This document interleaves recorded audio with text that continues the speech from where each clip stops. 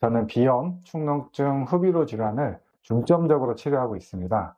평소에 코막힘, 콧물, 가래 등으로 고통받고 계신 분들에게 많은 도움이 되었으면 좋겠습니다.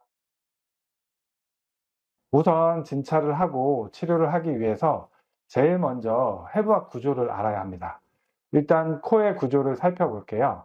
코 안을 보시면 이렇게 3단의 계단식으로 살이 튀어나와 있습니다. 아랫부분을 하비갑계, 중간 부분을 중비갑계, 위쪽을 상비갑계라고 부릅니다. 이 모양을 보시면 아시겠지만 마치 라디에이터 모양처럼 생겼습니다. 우리가 숨을 쉬면 코를 통해서 공기가 들어오는데 비갑계에서 찬 공기는 따뜻하게 데워주고 뜨거운 공기는 차갑게 식혀주는 온도 조절 기능을 하게 되고, 너무 습한 공기는 건조하게, 너무 건조한 공기는 습하게 적절히 습도 조절 기능을 하게 됩니다. 비갑계는 외부 환경이나 몸이 컨디션에 따라 부었다 가라앉았다 합니다.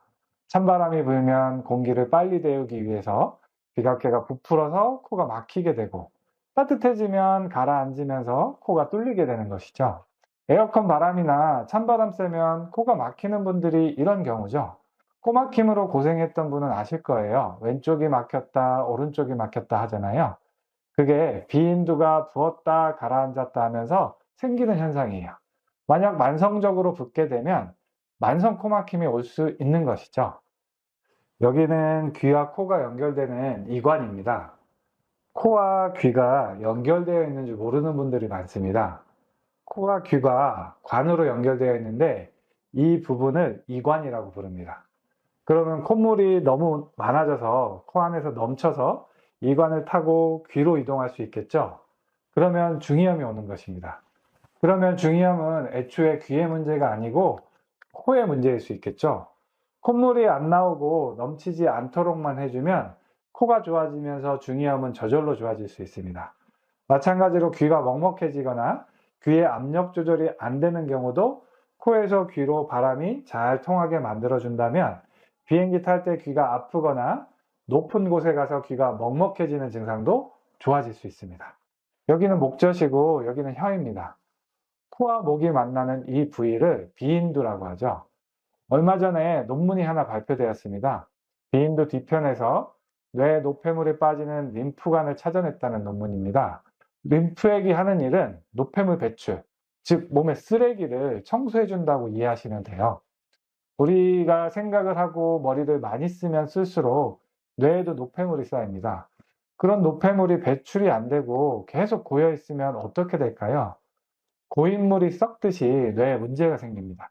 그런 노폐물로 인해서 뇌출혈, 뇌경색, 치매 같은 질환들이 발생할 수 있는 것이죠. 그렇게 쓰레기를 청소해주는 림프관이 이 비인두 뒤를 지나고 있습니다. 코의 구조를 보면 코와 비인두는 이렇게 뇌와 맞닿아 있습니다. 코로 숨을 잘 쉬고 비인두 뒤로 노폐물이 잘 빠져야 뇌 건강까지 챙길 수 있는 것입니다. 비인두 주변에는 콧물을 분비하는 분비샘이 있어서 항상 분비물을 배출하고 있습니다. 그래야 점막을 촉촉하게 유지할 수 있기 때문이죠. 우리가 감기 걸리거나 면역력이 떨어지면 여기에서 분비되는 분비물의 양이 많아지고 찐득하게 변합니다. 그러면 목에 자꾸 끼거나 답답하게 되겠죠? 앉아있을 때는 중력의 작용에 의해서 분비물이 비교적 잘 빠지지만 누워있을 때는 코 뒤편, 목젖 뒤쪽에 분비물이 쌓이겠죠. 그래서 비인두에 콧물이 고여있는 분들이 아침에 자고 나면 가래가 목에 꽉 차 있는 경우가 있어요. 코의 질환은 코만의 문제가 아닙니다. 얼굴, 머리, 목 전체의 근육 긴장, 혈액순환 문제, 림프순환 문제가 모두 관여합니다. 따라서 코의 불편함을 코만 치료한다고 좋아지지 않습니다. 그래서 이번에는 머리뼈, 두개골을 살펴보겠습니다. 두개골 모형이에요. 이 모형은 이해하기 쉽게 색깔이 칠해져 있는데 우리 머리뼈는 하나의 통뼈가 아니고 이렇게 여러 조각의 뼈가 결합되어 머리뼈를 이루고 있습니다. 이렇게 결합면을 봉합선이라고 하는데 앞에는 전두골, 위에는 두정골, 뒤에는 후두골, 옆에는 축두골로 이루어져 있습니다. 통뼈를 이루지 않고 이렇게 각각의 뼈가 봉합선으로 이어져 있는데 우리가 숨을 쉬거나 활동할 때 이 봉합선이 느슨해야 뇌 노폐물이 잘 빠지게 됩니다. 여기가 너무 꽉 조이면 두개골 안에 림프나 혈액이 잘 돌지 못하게 됩니다. 생선의 아가미처럼 숨 쉴 때 아가미가 벌어지듯이 이 봉합선도 느슨해야 하는 거죠. 이 얘기를 왜 말씀드리냐면 방금 비인두 뒤로 노폐물이 빠진다고 했죠. 뇌 노폐물이 비인두 뒤로 잘 빠져야 뇌뿐만 아니라 눈, 귀, 코, 목의 건강까지 좋아질 수 있기 때문이에요. 기억력이 떨어지거나 인지력이 떨어지는 치매 환자의 머리뼈를 만져보면 엄청 딱딱한 경우가 많습니다. 마치 볼링공처럼요. 그러면 뇌호흡이 안 되어서 노폐물이 안 빠지게 되는 거죠. 그래서 코, 눈, 귀, 머리 등의 두면부 질환에서 머리를 잘 풀어주는 게 엄청 중요합니다. 그리고 이 옆에 뼈는 축두골이라고 하는데 귀가 이 뼈 안에 들어 있습니다. 귀가 먹먹하거나 이명이 있는 분들이 언제 심해지는지 아시나요? 잠을 못 자거나 스트레스를 심하게 받았을 때 그렇습니다. 그러면 이 축두골을 싸고 있는 근육이 있겠죠? 그게 바로 축두근인데 신경을 많이 쓰거나 스트레스를 받으면 축두근이 긴장하게 됩니다. 그러면 이 축두골을 압박하게 되겠죠? 그러면 축두골 내부에 있는 귀의 부속기관들의 기능을 저하시키게 됩니다. 아무래도 귀 쪽으로 안 좋아집니다. 이렇게 코 비인두의 내부 구조를 알고 머리뼈의 모양도 알았으니 다음은 머리, 얼굴, 목을 싸고 있는 근육에 대해서 알아야 합니다. 어깨, 허리가 아프면 침 치료를 하거나 마사지를 받아서 근육 긴장을 풀면서 통증을 해결하잖아요. 마찬가지로 머리, 얼굴, 목의 근육에 긴장이 심해도 비염, 축농증, 후비루가 심해질 수 있습니다. 구조를 한번 같이 보시죠. 이렇게 사람 얼굴을 보면 근육이 복잡하기도 하고 엄청 많습니다. 먼저 보실 것은 승모근입니다. 많이들 들어보셨을 거예요. 고개를 숙였다 들었다 하는 역할을 합니다.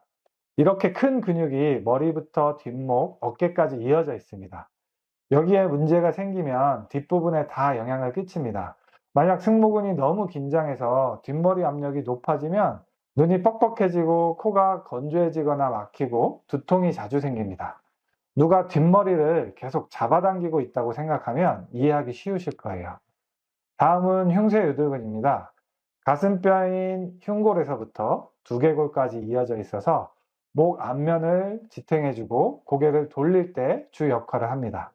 이 근육이 긴장하면 편두통이나 눈 주위가 아플 수 있고 귀 가까이 있기 때문에 귀 쪽으로도 불편할 수 있습니다. 앞에서 귀는 코와 연결되어 있다고 말씀드렸죠? 그래서 흉쇄유돌근의 문제가 코까지 파급돼서 영향을 미칠 수 있습니다. 다음은 턱 및 목 앞에 자리하고 있는 근육입니다. 후비루 환자분들이 오시면 원장님 여기에 딱 가래가 걸려있는 느낌이에요 라고 하면서 이 부위를 많이 짚으십니다. 이 주변 근육이 긴장하면 그 안에 지나고 있는 혈관, 림프관을 압박하면서 혈액순환이 안 되고 노폐물이 안 빠집니다. 그래서 이 부위에 근육을 잘 진찰해 봐야 합니다. 다음은 앞서 말씀드린 측두근입니다. 귀가 이렇게 있는데 그 측두골을 다 덮고 있죠? 이렇게 큰 근육입니다. 이 근육이 긴장하면 편두통이 자주 올 수 있고 눈이 뻑뻑해집니다. 당연히 코와 귀 쪽의 문제도 잘 생길 수 있겠죠? 코막힘, 이명, 귀 먹먹함이 있는 분들은 특히 이 근육을 잘 풀어줘야 합니다. 다음은 깨물근이라고 하는 교근입니다. 음식을 씹거나 말을 할 때 이 교근이 벌어지면서 턱이 움직이게 됩니다.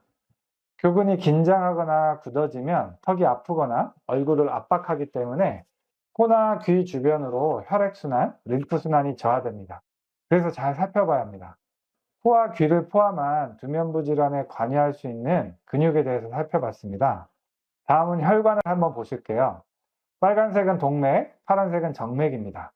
동맥은 신선한 혈액을 공급하고 정맥은 노폐물이 섞인 굳은 피를 운반하는 역할을 합니다. 얼굴 곳곳으로 동맥과 정맥이 흐르고 있습니다.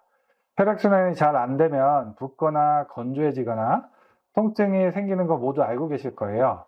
얼굴 부위뿐만 아니라 코와 목도 마찬가지입니다. 혈액이 정체돼서 빠지지 않으면 코에 비갑게도 부으면서 코가 막힐 수 있고 만약 혈액이 잘 돌지 않으면 건조해지면서 코 안에 딱지도 생기고 코피도 자주 날 수 있습니다. 이런 혈액순환은 주변 근육 조직의 긴장과 관련이 깊습니다. 따라서 앞에 말씀드린 근육의 긴장만 잘 풀어줘도 혈액순환에 많은 도움을 줄 수 있습니다. 특히 혈관뿐만 아니라 뒤에서 말씀드릴 림프액도 쇄골 밑에서 정체되는 경우가 많습니다. 그래서 쇄골 밑을 잘 문질러서 풀어주기만 해도 코가 뚫리고 콧물, 가래가 빠지는 경우가 많이 있습니다. 다음으로는 개인적으로 제일 중요하다고 생각하는 림프관의 모습을 보시죠. 림프관은 이렇게 온몸에 퍼져 있는데 50% 이상이 목 주변에 몰려 있습니다. 그래서 림프 순환에 문제가 생기면 목 주변에 이상이 많이 느껴질 수 있습니다. 우리가 감기에 걸리면 편도가 붓고 열나는 경우가 있죠. 편도가 림프의 덩어리입니다. 외부에서 나쁜 바이러스가 침투하면 우리 몸의 군대인 림프가 우리 몸을 지키기 위해서 바이러스와 전투를 벌입니다. 그러면서 열이 나고 몸살이 나는 것이죠. 싸움이 잘 끝나면 다행인데 바이러스와 싸운 이후에 생긴 시체들, 즉 가래, 콧물이 잘 빠지지 않고 목에 걸리게 되면 후유증이 생깁니다. 그것이 바로 후비루 현상입니다. 코로나 걸리고 나서 또는 독감을 심하게 앓고 나서 그리고 감기를 심하게 앓고 나서 후유증으로 기침, 가래, 목 이물감을 호소하는 분들이 많으시죠? 외부 바이러스와의 치열한 전투 끝에 가래, 콧물이 목으로 넘어와서 빠지지 않고 남아있어서 생기는 현상입니다.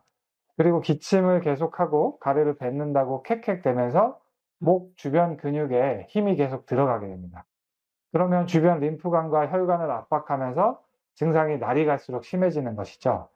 이상 분비물도 줄여줘야 하고 배출되지 않는 가래도 잘 빠지도록 도와줘야 합니다.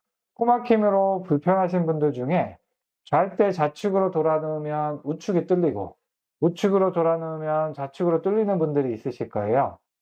한쪽으로 돌아누우면 아래쪽 목이 눌리면서 노폐물이 배출이 안 되고 혈액순환이 안 되겠죠? 그러면 노폐물 정체가 일어나면서 부종이 생깁니다. 그래서 비각계 부종이 생기면서 코가 막히는 거죠. 결국 목을 잘 풀어줘서 혈액순환, 림프순환이 잘 되게 해야 합니다.